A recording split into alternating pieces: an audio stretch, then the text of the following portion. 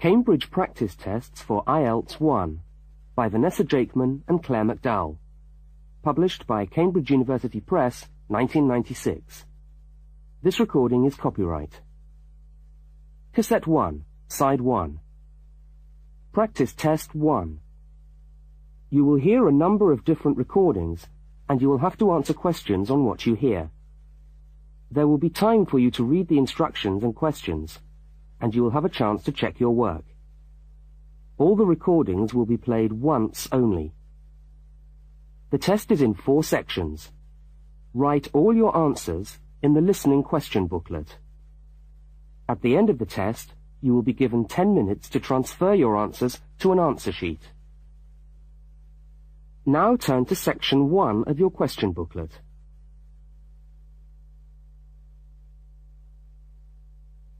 Section 1. You will hear a telephone conversation between a woman and a police officer. First, look at questions 1 to 5. For each of the questions, 4 alternatives are given. Decide which of the alternatives, A, B, C, or D, best fits what you hear on the tape, and circle the appropriate letter.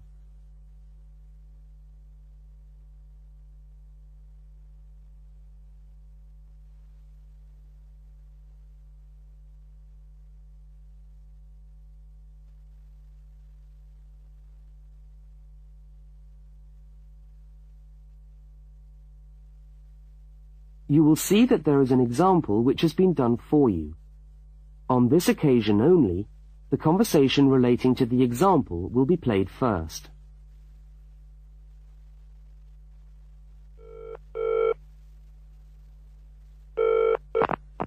Good evening, City Police Station. Can I help you? Oh, hello. I'd like to report a stolen briefcase, please. Just a minute and I'll put you through. The woman says she wants to report a stolen briefcase, so A has been circled. Now we shall begin. You should answer the questions as you listen, because you will not hear the recording a second time.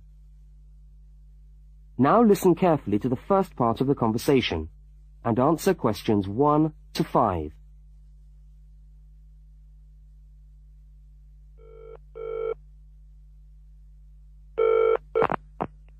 Good evening, City Police Station. Can I help you? Oh, hello.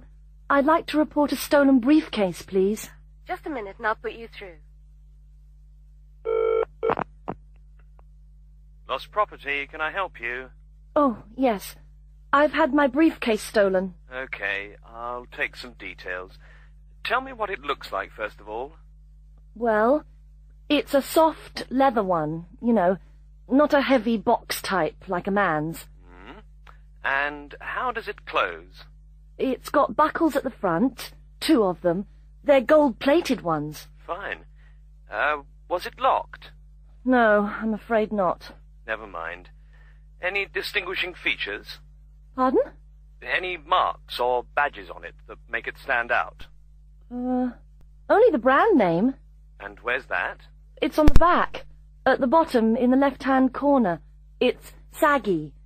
Oh, and there's a scratch. It's quite bad, but small, directly above the brand name. I did it recently, putting it on my bike. I got that. So, what did you have inside the briefcase? Well, all my papers from college. It's so frustrating, but thank goodness for computers. I haven't lost them completely. Yes, you're lucky. I had my wallet in my pocket, so I didn't lose that. But there were also my pens, which I got for my birthday, and a novel I was planning to read on the train. Right. Where exactly did you lose the briefcase? Well, I couldn't believe it. I was standing on the platform. It was right next to me. You were holding it? I'd just put it down on the floor, but I could almost feel it beside me.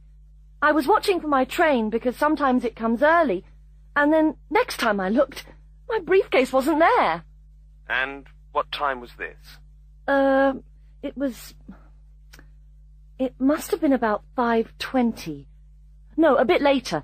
I'd say 5:30, because it was just getting crowded, and the train normally comes at about 25 to 6.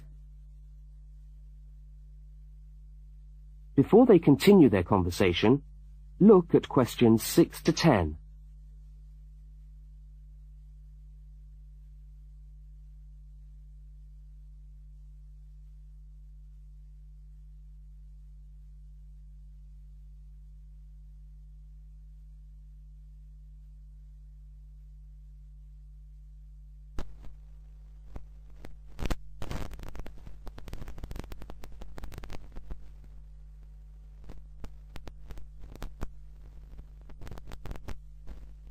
As you listen to the rest of the conversation, complete the form by filling in the numbered spaces 6 to 10.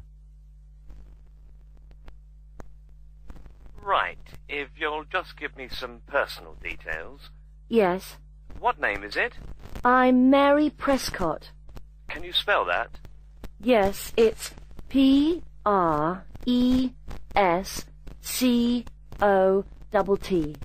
And your address? Flat 2, 41 Fountain Road, Canterbury. Fountain Road. Yes, number 41. And have you got a contact telephone number? Yes, it's 752239. 752239. Fine. One last question. What would you say the value of your briefcase is? Including the contents? Yes. Just a rough estimate is fine. I'm not sure. Well, the briefcase itself is quite new. I bought it last month for £40. I suppose about £65. The contents are worth about £20 or £25 at least. That's fine. Well, if you could come down to the station tomorrow, you can sign this form and have a look at what we've got here. Okay, thanks. Bye. Goodbye.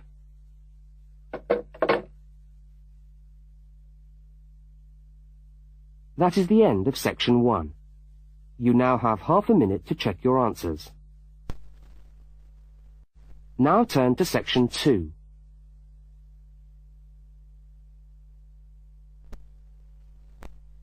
Section 2.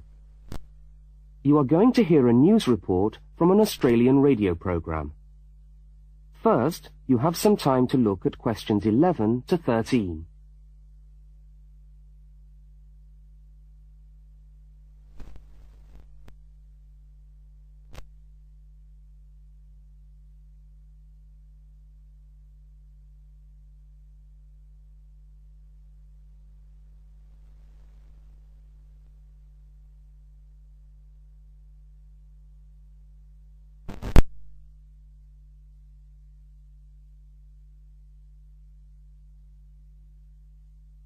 Now listen to the news headlines and tick the 3 other items which are mentioned.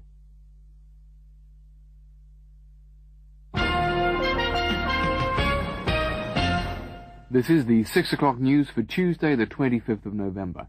And first the headlines. The Prime Minister has promised to help the drought-stricken farmers in the northern part of the country who haven't seen rain for nearly 2 years. And in Sydney, a group of school children are successfully rescued from a plane which landed in the sea shortly after takeoff.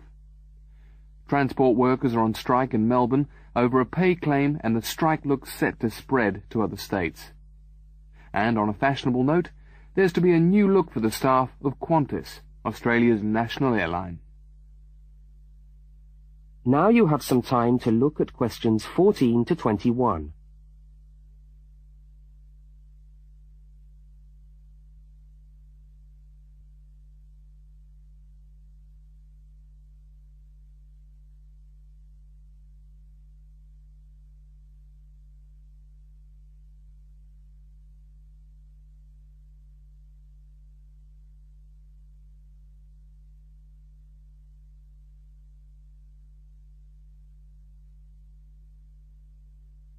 As you listen to the rest of the news, complete the notes in the spaces provided.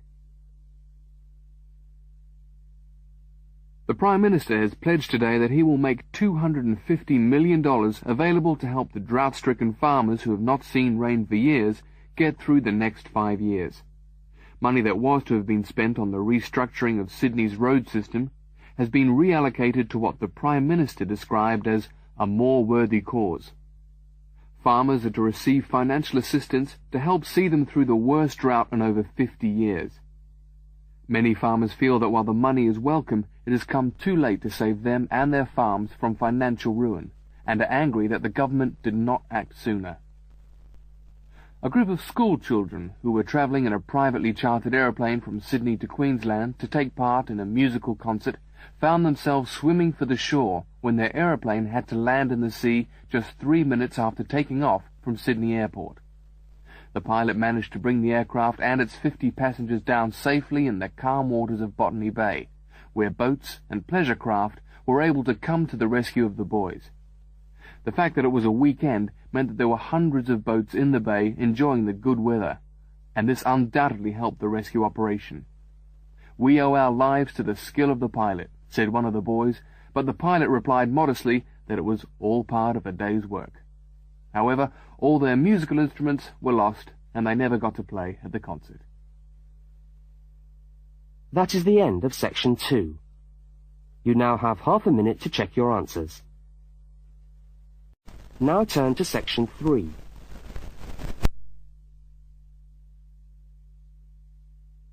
Section 3. In this section, you will hear a conversation between a university student and a university lecturer. Look at questions 22 to 25. For each of the questions, 4 alternatives are given. Decide which of the alternatives best fits what you hear on the tape and circle the appropriate letter.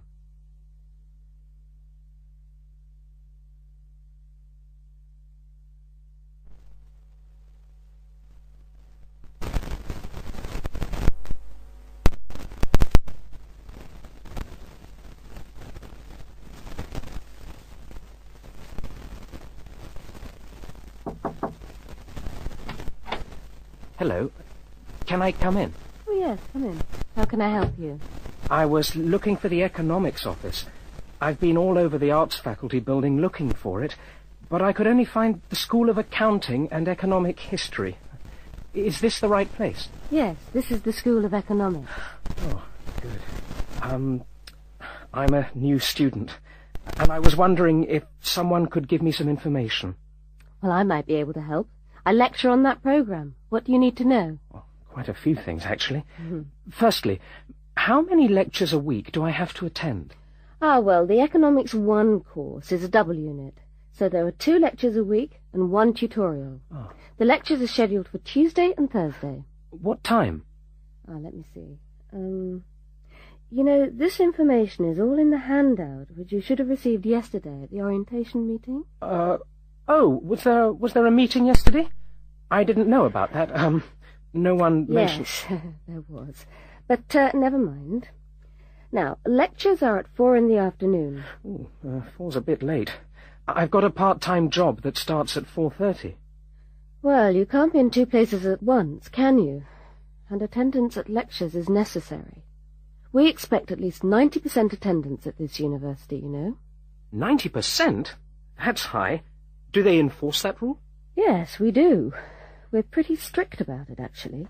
And what times have been set down for the tutorials? Do you have that information?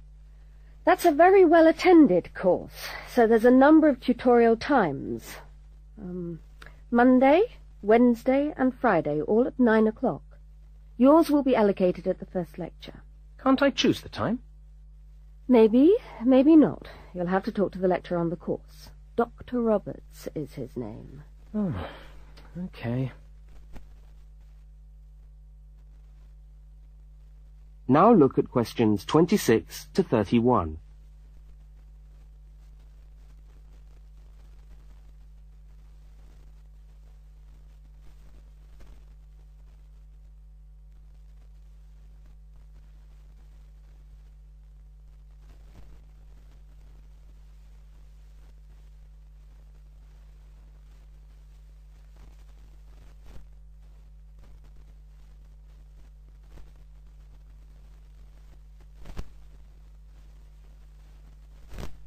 As the conversation continues, complete the notes in the spaces provided. Anything else I can help you with while you're here? Well, yes, actually. Do you know what the course requirements are? I mean, how much work is expected for this course? Well, you have to complete a tutorial paper. What does that involve? Well, it's a piece of work on a given topic based on some set reading texts. You'll have to give a small talk to your tutorial group. How long does that have to be? Oh, about 25 minutes usually. I have to talk for 25 minutes? Yes, that's right. And then you have to write up your piece of work and give it to the lecturer to be marked. Right. And is that all? No. You also have to complete a 3,000-word essay on a topic. Can I choose the topic? Yes, usually you can. Right. That shouldn't be too bad. And in addition to that, there is an exam. An exam? What sort of exam? Well, it's an open book exam. Does that mean I can have the textbook with me during the exam? Yes, that's right. And can you give me any idea about the content of the first year of economics, so that I can get into some reading? Well, you'll be getting the reading list next week when lectures start. All the books are in the library. Yes, but won't everyone else take them out as soon as they get the reading list too? Well, yes, they might. But most of the important ones are held in closed reserve. That's a part of the library where you can go to read books, but you can't take them out of the building. What did you call that section of the library? Closed reserve. However, we do recommend that you buy the core books. You'll find them useful, and you'll need them for the exam. Yes, I suppose I will. But what is the focus of the course? Well, the course at this university has a vocational focus. That is, a focus on preparing its graduates for work. So we're orientated very much towards employment. Oh, so my chances of getting a job are good? Well, provided you get good results. Well, look, thanks for your time.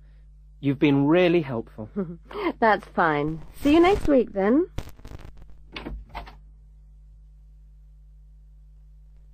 That is the end of section 3. You now have half a minute to check your answers. Now turn to section 4. Section 4. You will hear a talk given by a university lecturer about the structure of the university. First, look at questions 32 to 36.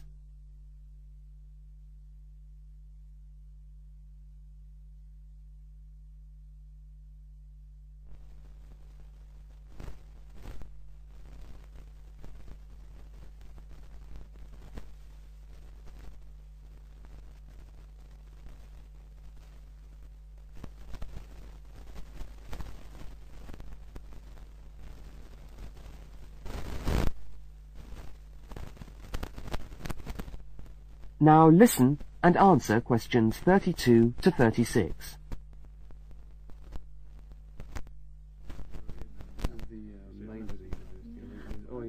Good morning, and welcome to the University of Westlands. My name is Marcia Mayhew, and I'm the coordinator of the Bachelor of Social Science degree. This morning, I'd like to tell you about the structure of the university and about some of the requirements of the degree that you're about to enter. The Bachelor of Social Science is in one faculty within the university. That is the faculty where I work, known as Arts and Social Sciences. Here on this campus we also have the faculties of Architecture, Law and Science and Technology, among others. It's important to know something about the structure of the faculty because as you go through your course, you may need to call on members of the staff to help you. At the top of the faculty, we have a dean, and below the dean, we have 3 divisions. Each division has a divisional head, and your degree is located in the Division of Social Sciences. Within each of the divisions, there are the departments, and each of these offers the different degrees. For instance, 2 of the departments which offer the major subjects for your award are sociology and psychology. Each has a departmental head, but for practical purposes, the people you are going to see the most of are myself as coordinator of the social sciences degree and the actual lecturers who are teaching the subjects that you are taking.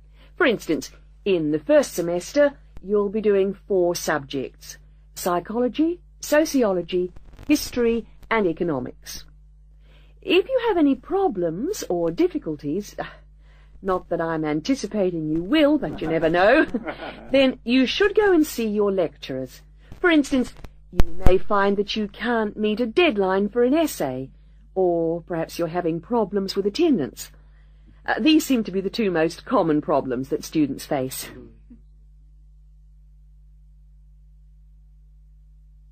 Now look at questions 37 to 41.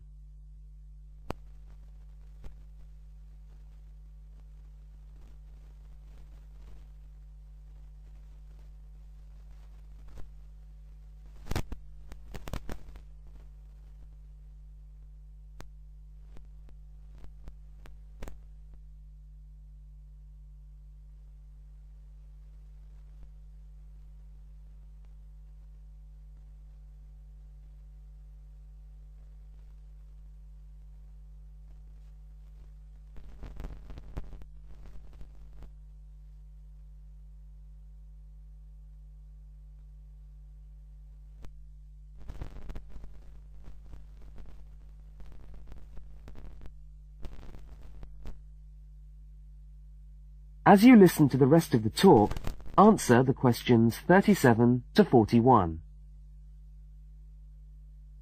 If your lecturers are unavailable, you can always come and see me in my office. I'm available on Wednesday and Thursday mornings and on Friday afternoons. Outside these hours, perhaps you could ring the secretary and make an appointment.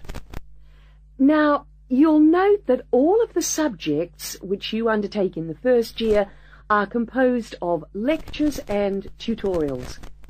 A lecture is about an hour long, and a tutorial usually runs for about 2 hours. A lecture is rather like what I'm doing now, where one person will talk to all of you together on a subject. Now, we do ask you to try to attend the lectures. A tutorial is perhaps where most of the learning occurs at a university. You will be divided into groups of between 12 and 15 students, and each week one of you will have to present a piece of work to the group as a whole, and then the group will discuss what you've said. It's this discussion, this exchange of ideas, which really constitutes the basis of university learning, in my view. Listening to lectures in many ways is just giving you information that you could access for yourself in the library. But the discussion at the tutorial is very important. This doesn't mean that you shouldn't go to the lectures, though. Other factors to be particularly concerned about are the structure of essays and delivery of written material. And in particular, I would like to mention the question of plagiarism. Plagiarism is taking other people's work without acknowledging it. That is, without saying where it comes from. Now, of course, all essays are based on research done by other people, but you must remember to attribute the work to the original writer. And while it's a good idea to work with other people, don't hand in work which is exactly the same as your friend's work, because we will notice. If you don't acknowledge the source of your information, then you run the risk of failing the subject, or in very serious cases, you might be denied entry to the university. Last but not least, stay in touch with us. If things are getting you down, don't go and hide. Come and talk to us about it. That's what we're here for. Right. Thank you very much for coming along today.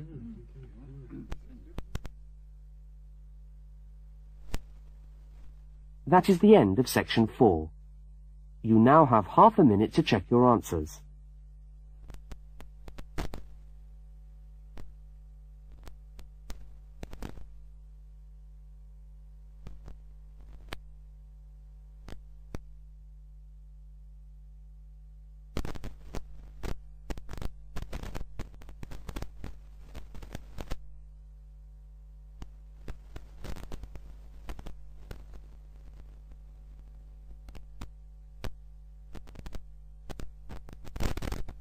That is the end of the listening test. You now have 10 minutes to transfer your answers to the listening answer sheet.